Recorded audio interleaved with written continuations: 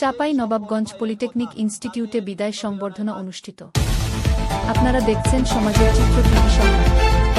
চাঁপাই নবাবগঞ্জ থেকে ফয়সাল আজম অপুর ভিপিও চিত্রে দেখুন বিস্তারিত।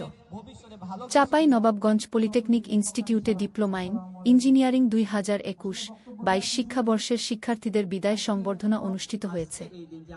গত শনিবার সকাল 10টায় পলিটেকনিক ইনস্টিটিউট মাঠে আয়োজিত এ অনুষ্ঠানে সভাপতিত্ব করেন প্রতিষ্ঠানটির অধ্যক্ষ ওমর ফারুক। অনুষ্ঠানে প্রধান অতিথি হিসেবে উপস্থিত ছিলেন চাঁপাই নবাবগঞ্জ পুলিশ সুপার গৌতম কুমার বিশ্বাস। প্রধান অতিথির বক্তব্যে পুলিশ সুপার গৌতম কুমার বিশ্বাস বলেন, কারিগরি শিক্ষায় শিক্ষিত তরুণরাই আগামী স্মার্ট বাংলাদেশ গঠনের মূল শক্তি। শুধু ভালো চাকরি নয়, নিজ উদ্যোগে উদ্যোক্তা হয়ে দেশ ও সমাজের উন্নয়নে অবদান রাখাই হবে শিক্ষার্থীদের লক্ষ্য। অনুষ্ঠানে স্বাগত বক্তব্য রাখেন সদর মডেল থানার অফিসার ইনচার্জ মোহাম্মদ নূরে আলম।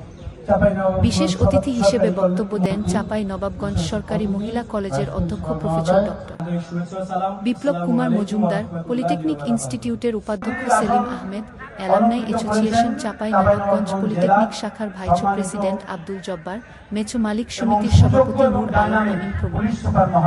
এছাড়াও উপস্থিত ছিলেন বিভিন্ন বিভাগের বিভাগীয় প্রধানগণ, শিক্ষকবৃন্দ ও বিদায়ী শিক্ষার্থীরা।